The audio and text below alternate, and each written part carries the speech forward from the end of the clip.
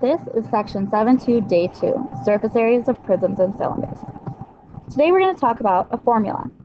The surface area formula for a prism is surface area equals 2b plus ph, where b is the area of the base, p is the perimeter of the base, and h is the height of the prism. So realize our base is not just a side length, it is an entire shape, an entire polygon, usually. For a cylinder, we can use surface area equals 2 pi r squared plus 2 pi r h. Let's try this one. The first thing we need to do is identify what the base is. This is a triangular prism, so our base must be a triangle. Right here is one of our bases. So I like to draw that off to the side. Let's label everything we know about that base. Well, I know the slanted side is 5, the bottom side is 4, and the height is 3.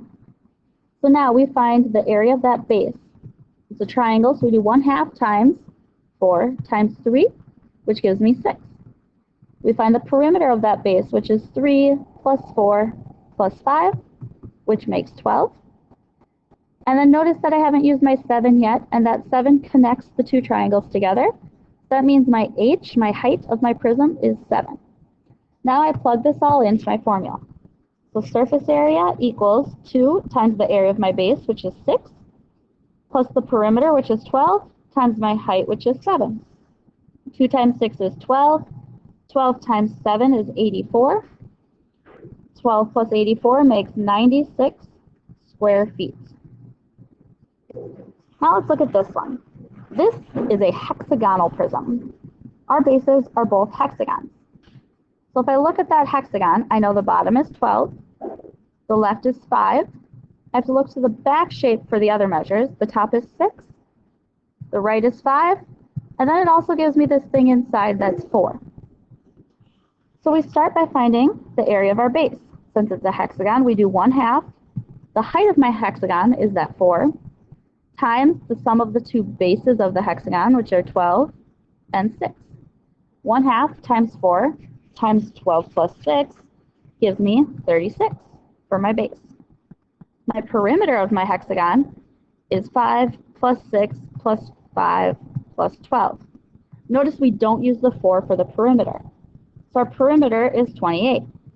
Now to find our surface area, one last thing we have to identify, is our height of our prism, which would be that 10. It connects the two polygons to each other. So our surface area is 2 times the area of my base, which is 36, plus the perimeter of my base, which is 28, times the height of the prism, which is 10. 2 times 36 is 72. 28 times 10 is 280. My surface area is 352 square centimeters. All right, try this one on your own. For this one, we can pick any of the faces to be the base.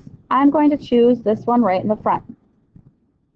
That is a rectangle. It is 11 by 6. Anytime you have a rectangular prism, there are 3 ways you could do it. You could pick the front, the top, or the side as your base. So the area of my base is 11 times 6, which is 66. The perimeter of my base is 11 plus 6 plus 11 plus 6, which is 34. My height would be that number that connects my two bases. It's at 5 in this case. So my surface area is 2 times 66 plus 34 times 5, which gives me 302 centimeters squared for my surface area. Now we're going to look at a cylinder. Cylinders are very similar. Notice that the base is a circle this time. All I know about the circle is that it has a radius of 3. I also know the height of my cylinder is 5. So we just plug this all in. Surface area equals 2 pi times my radius, which is 3 squared, plus 2 pi times my radius, which is 3, times my height, which is 5. Now we're going to do a bunch of calculating with our calculator. 2 times pi times 3 times 3, plus 2 times pi times 3 times 5, and we get 150.8. There's no label on this one, so there's our answer. This one poses a new challenge. instead of using the 10 that it gives us, we have to change that 10 to the radius, which would be 5. So please try this one on your own.